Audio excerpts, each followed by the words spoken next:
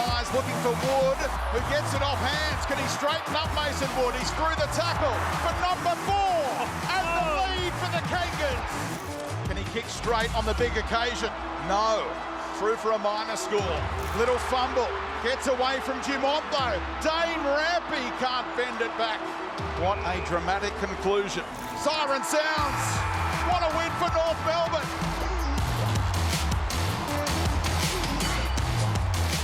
Huge win for the Kangaroos. Big upset at the SCG over Sydney Swans. They sit in 7th position on the ladder with 4 wins, and their coach Brad Scott's been good enough to join us. Scotty, what a great start to the year, particularly to get a win at the SCG. You must be really happy with the way it started. Yeah, thanks, Das. It was a great performance by the players. It's always a challenge against Sydney, regardless of where you play them, but particularly at the SCG. I know every coach wants to win every game they play, but are you ahead of where you thought you'd be at this stage? We didn't have... I mean, we're not like the media that sort of likes to make predictions about where you'll sit. I mean, I find it very difficult to judge other teams and work out where they'll be. And I think, you know, taking nothing away from other coaches and other players, I think one of the biggest correlators of how teams go is availability. I mean, when you've got your full list available, I think everyone's competitive. And that's been one of our strengths this year, that we've been able to keep really good availability, as opposed to last year where we had just a huge injury list and we were playing players really before they were ready. A good example of that, obviously, you know, you have one player go out weight and you have Wood come in and you get Hartung to the club. Anderson's had a full pre-season and playing games. All of a sudden you've got depth, pressure underneath. And you're fit and healthy, as you said. Yeah, it's been fantastic this year. I mean, when you think Sam Wright came in and played his first game for 2 years this weekend, and Jed Anderson's back from a lot of injuries.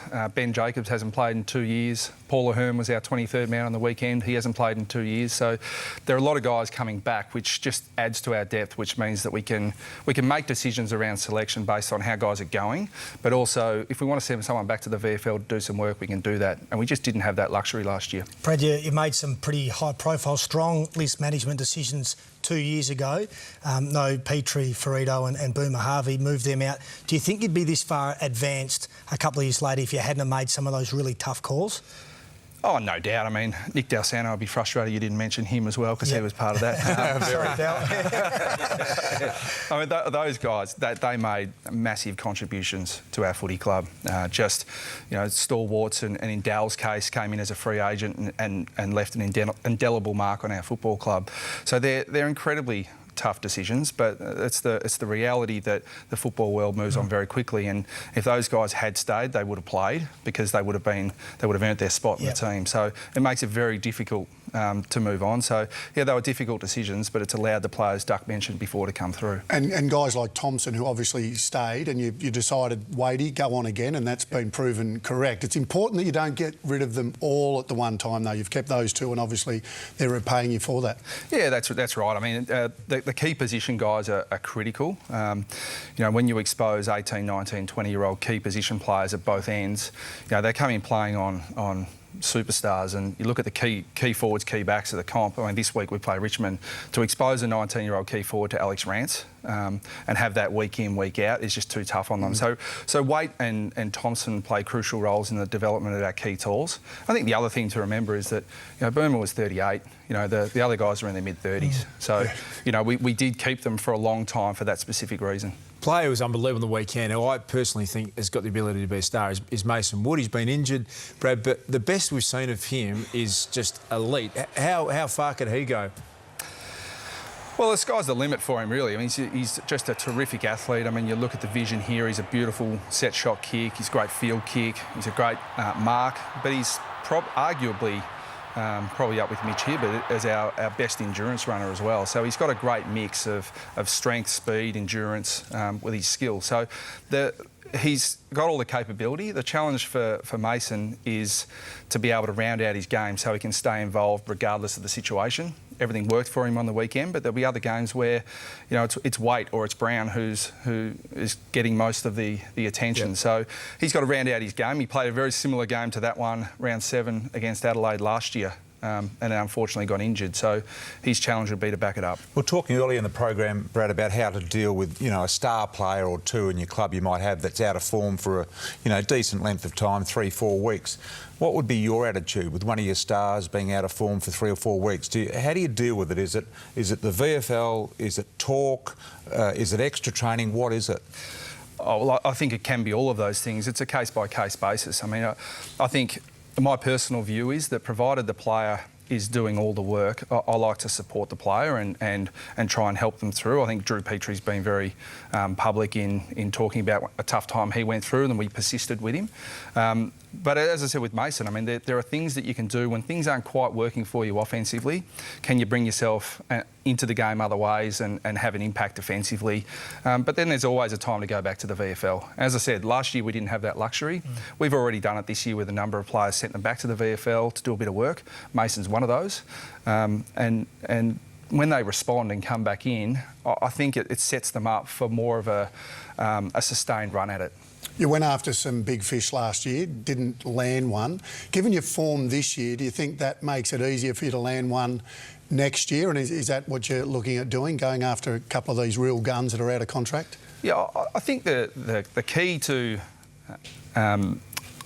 building a team is to show that your best is good enough, and we've always said that we want to show that at our best we can be competitive against anyone. And I'm not a believer in just stripping everything out and going back to the bottom. I mean, we don't want to finish down the bottom. We want to compete, but we understand we are the youngest or second youngest list in the competition. So that availability piece is really important, because if we have a lot of injuries, we'll be exposed, or some young guys will be exposed. So we want to play footy that would show potential free agents that North is a potential destination for them. There's a fair bit of talk, especially last week, about the state of the game and how it looks. Are you buying into that hysteria, the doom and gloom, or are you think the game's okay?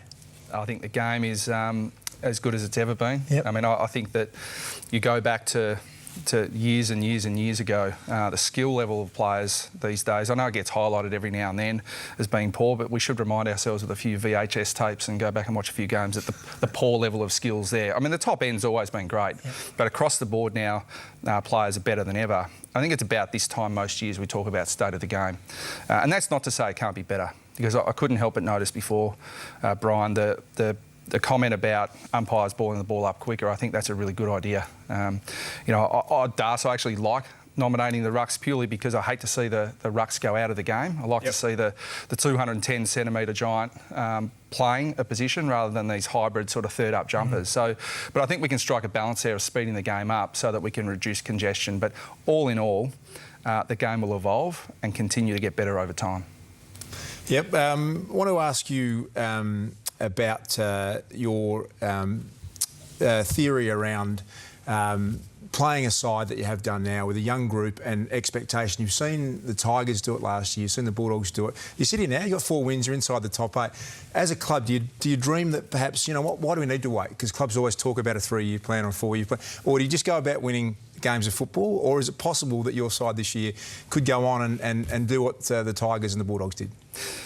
Well, I think the great thing about the competition now is it's more even than ever, and the teams, even teams who are not winning at the moment, feel like they're a long way away. They're nowhere near as far away as they possibly think. You see Richmond and Adelaide as 2 examples over the last few years have had very few injuries and have been able to get great continuity through and had really successful periods.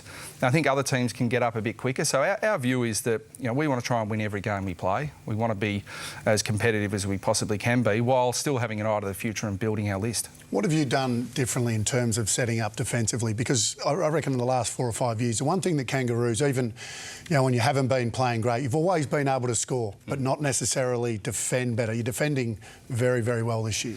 Yeah, I think it's the balance. There's a wry smile comes across my face when teams talk about, we want to attack better or we want to defend better. I mean, the reality is one dictates the other. I mean, if you're attacking very well, you don't need to defend that much. But if you want to improve your offence, that's sometimes going to be at the expense of something. So we like to talk about balance. and we want to talk about still playing an attacking style of footy, because my belief is to win and to beat the really good teams, you can't defend for 120 an exciting minutes. brand as well. Absolutely, yeah, and I think that's winning footy. But to me, every coach, defence is a given. So, I mean, no coach is going to sit here and say, I don't really care too much about defence. I think that as soon as every year, every club talks about we want to improve our offence, but as soon as a few clubs start getting scored against, they tighten up their defence pretty quickly. What are your thoughts on the Nick Natanui suspension? Obviously, as a coach, you teach your players to tackle aggressively. We know the sling tackle's out of the game. That, to me, is just a good, strong, aggressive tackle from a big guy, and unfortunately didn't roll him in the tackle. But how do you show your players that vision and try and teach them to do it better? Because that doesn't deserve a week. No, I think it's a push in the back. Yep. I think that's the penalty. Yep.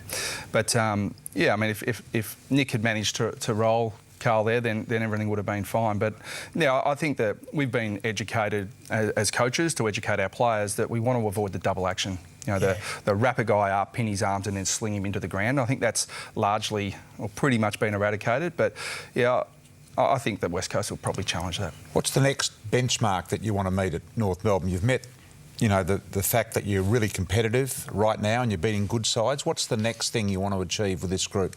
Yeah, I don't think that anything sort of stands out as being mutually exclusive. We just want to continue to improve all facets of our game. We've been able to do that defensively so far this year, but still our biggest challenges lie ahead of us. I mean, we really missed Sean Higgins last week when he was out with suspension. You know, we replaced him with an 18-year-old draftee, and so our big challenge at the moment is to try and bring our crop of youngsters through as quickly as we possibly can. You mentioned Ben Jacobs before. Been a great story, like you said. Missed a lot of footy. He's probably the best tagger in the competition at the moment. And got a lot of the footy on the weekend, so it wasn't a real tight tag or anything like that. But he has turned into a very, very good player. Look, he's been exceptional for us, and he's. I think what's lost on a lot of people, I mentioned it a fair bit, he's a first-round draft pick. Yep. He was a very high possession winning junior, and he was a player who really enjoys getting the ball and kicking goals and doing all those things. And but he embraced the role for us, and he's still embracing that role. But I think what's been most impressive about him so far this year is his ability to take out really good players and limit their influence, but then alter his role as the team needs it. And on the weekend, he played about 4 different roles for us at different stages. So it takes a pretty mentally strong player to be able to switch like that and do the job for the team as required. Brad, I want to play you a little grab here, and I'm wondering, you've been around as a premiership player at the Lions, you've coached now for nearly a decade. I wonder how often this still happens. Just to have a listen to this. Take no notice.